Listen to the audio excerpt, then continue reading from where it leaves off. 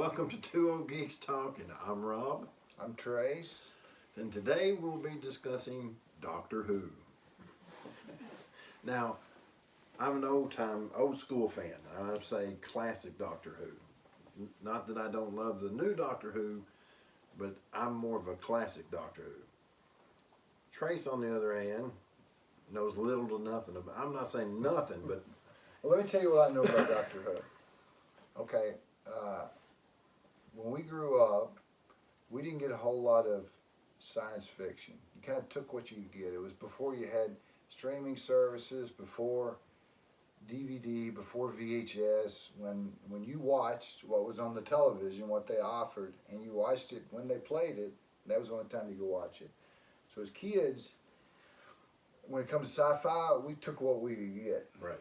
As far as BBC programs, PBS would show two programs I can remember, Doctor Who and Benny Hill. and I was a huge Benny Hill fan, and I liked Doctor Who at the time. But I wonder if at the time, if I liked Doctor Who because it was good and I enjoyed it, or if I just watched it because it was the only way I could get my sci-fi fix. Right. And now, so this is the Doctor Who I remember. This little dude here with the Tom Baker. Tom Baker with Yeah. the colored scarf. And but after that, I fell away. But you stayed with it. So Right. So tell me about Doctor Who because I don't Okay. remember any much about it. Okay, so Doctor Who first aired in 1963. Had several different actors that played Doctor Who up until 1998. And then it went off the air. They tried to revive it again with an eighth Doctor, and they did a made-for-television movie called Doctor Who, and it did not go over well. And then back in, I want to say 2005, they brought in the new Doctors and the new generation, and it had just took off, and it kind of really helped revive Doctor Who, especially for us old farts that like the classic Doctor Who. It was cool to see the Doctor Who back again. What I liked about Doctor Who is, you know, when you have different actors play the Joker, Mm-hmm. people really critique on how he's playing the Joker. Mm-hmm. The great thing about Doctor Who is every time they got a new actor to play the Doctor, people were wanting something different. Mm-hmm.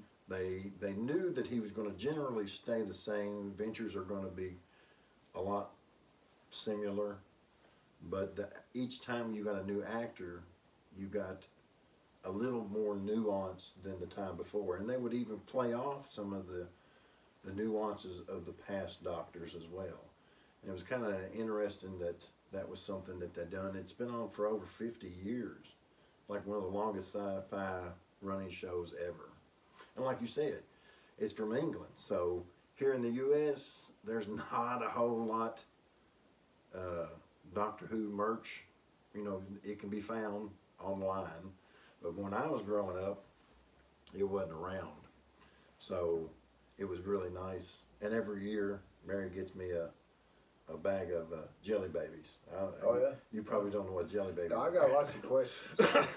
Okay, first of all, who's Doctor Who? I remember, best I can remember, it was a guy who he either time traveled in a phone booth or he did dimensional travel in a phone booth, and seemed like he fought a lot of robots. Right. And he had a crazy scarf. And kind of like Okay. Now that's because when you, like you said, when we was growing up, we watched Doctor Who, and at that time, that was back in the 70s, that was Tom Baker. And he was the longest running Doctor, and that's probably why you only remember him, because he had 7 seasons. He's the like the forerunner of the Doctors. He's been the Doctor the longest. And he actually still does audiobooks. Oh, yeah? And they still do Doctor Who stories with him playing the Doctor. But what is Doctor Who and what does he do? Okay, so there is a planet now. I'm not like an expert on Doctor Who, but there was a planet called Gallifrey. He ran from Gallifrey, and he took the TARDIS. The TARDIS stands for time and relative dimension in space.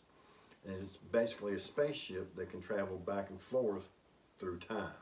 Okay. Now, the reason it looks like a phone box is because it has a chameleon circuit in it, so that it will blend in wherever it lands. This particular TARDIS was damaged, and so when it landed, it disguised itself as a phone box, and that's what it stayed as. So that's why continually, year after year, season after season, Doctor after Doctor, the TARDIS. Now, inside changes. Every new Doctor, the inside of it changes up its appearances sometimes. But the outside stays the Right, same. and even Tom Baker, it changed a couple of times while he was the Doctor as well. Now, now what's the deal with companions? Because I hear the word companions with Doctor Who all the time. Okay, so companions are people. The companions are basically, in my opinion, they are people to bring the audience in, so they have somebody to relate to. They're your average man and woman. 40% of all companions have been females, but the longest running companion was a male. So I always looked at the companion as kind of like something that keeps the audience grounded, because they had the same questions, they had the same awe and wonderment. You know, if he was running with another Time Lord, the audience might get lost.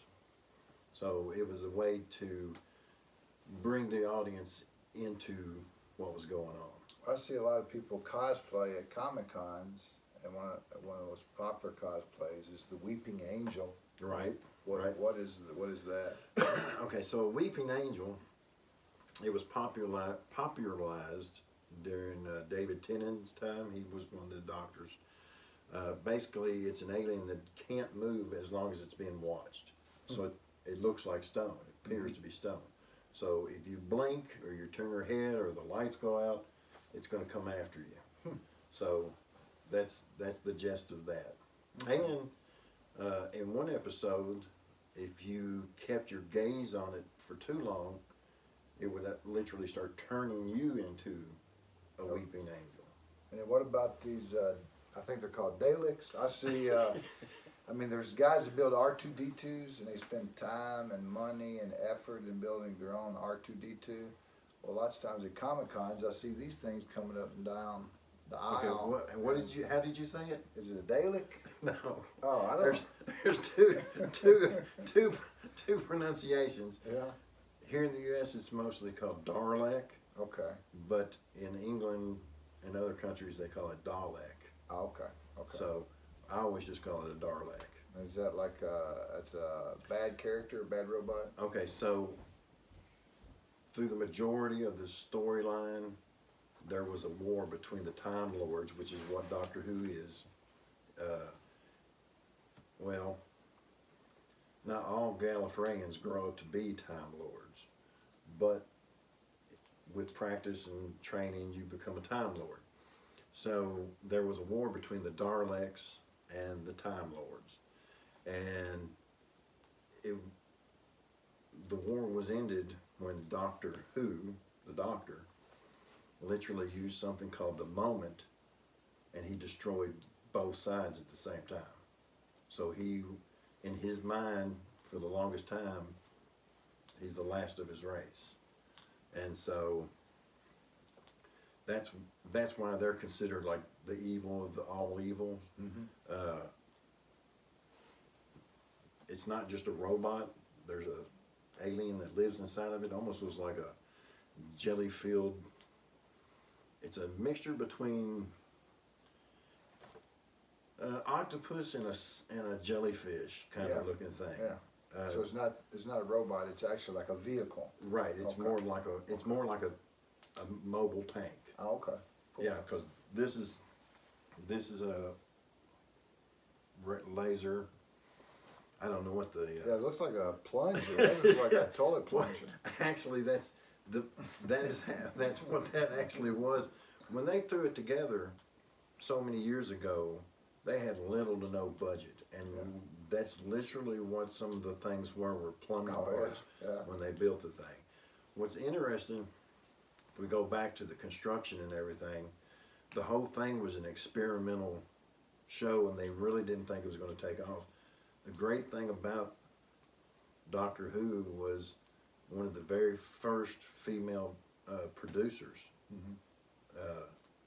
in any country started the show. So I think she was, I don't know how old she was like 36, and I cannot remember her name. I'm sure you all know. It's something like Jevity or something like that, some weird name. Yeah, she was ahead of her time. So how many doctors have there been? Okay. In the shows, most Time Lords can only regenerate 12 times. There's been 13 doctors, and when Matt Smith, one of the particular doctors, one of his episodes, the Time Lords gave him pretty much infinite regeneration. So the show can go on forever and ever, because once they got up to the 12th, they had to, and that's where he was the 12th Doctor. They came up with that storyline, which kind of... Now what's with sonic screwdrivers? Because I always see the guys at the Comic Cons, and they've always got the sonic screwdriver. And sonic screwdriver sounds like a real good name for a mixed drink. Right? I guarantee you there's probably a mixed drink out You'll there. take a whiskey Coke, and I'll take a sonic screwdriver. Okay, so the first sonic screwdriver was used by the second Doctor, and then not seen again for years. Basically, is a tool.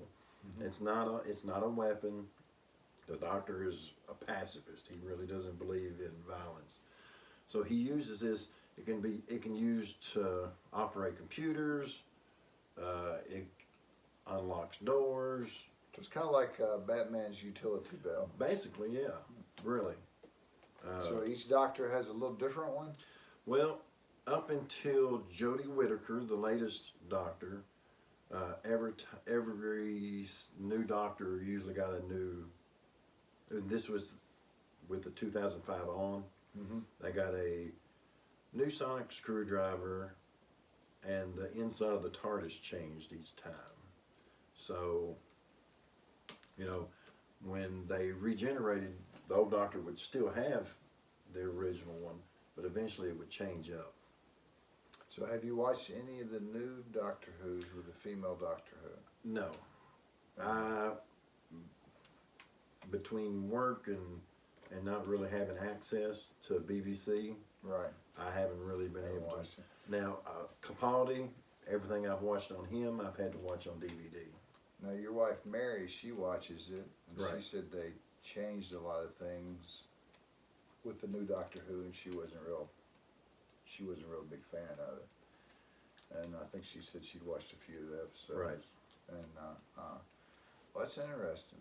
I mean, it's kind of a geek blind spot for me. Right. So you kept up with it, and I didn't. And but yeah, it does seem interesting. Right. And what's some of this merchandise you got here? Well, okay. Of course, you have the sonic screwdrivers. This is the War Doctor, played by what is his name? Oh, Hartnell. You know the actor. You'll know the actor if you've ever seen him. Okay. He followed. Okay, he kind of fell in between. He was considered the 8th Doctor, and the 8th Doctor transformed into what was called the War Doctor. He stopped being a doctor and went into war with the Daleks. And so this is the War Doctor's sonic screwdriver.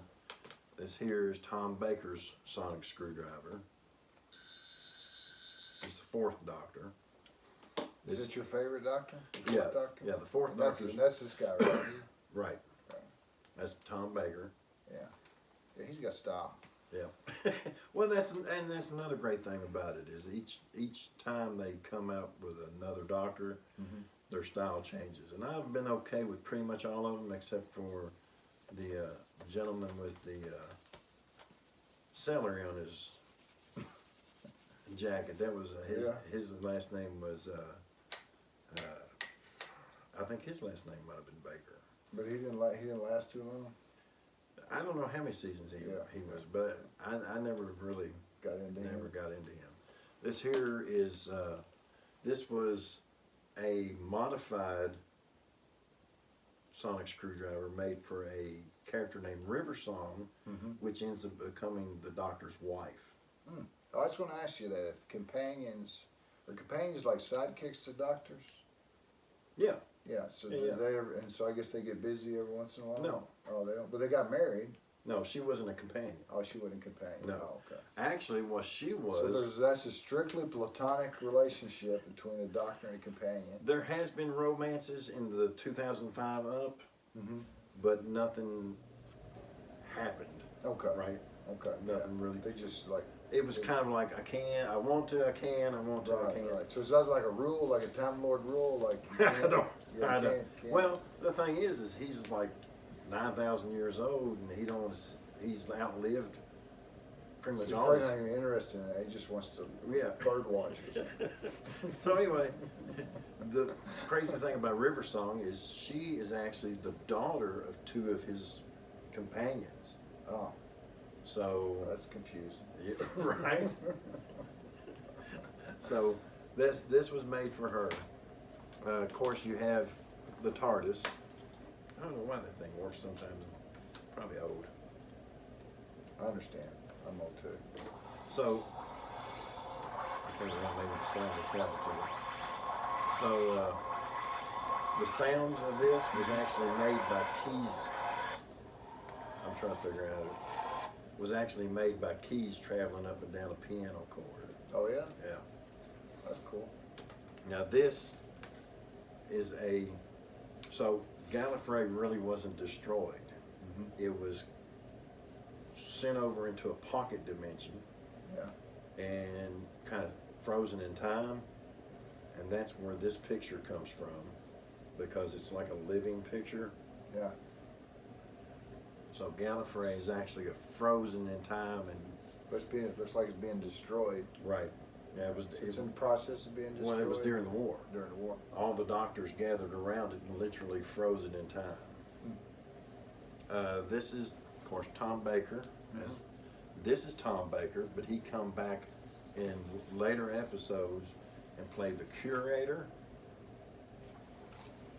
This is William Hartnell, the very first Doctor, and he's the reason he got ill and knew that he was going to pass away, and that's when they came up with the idea of them regenerating. So the actor knew he was going to pass away, and that's when they come up with the idea of regenerating. That was smart.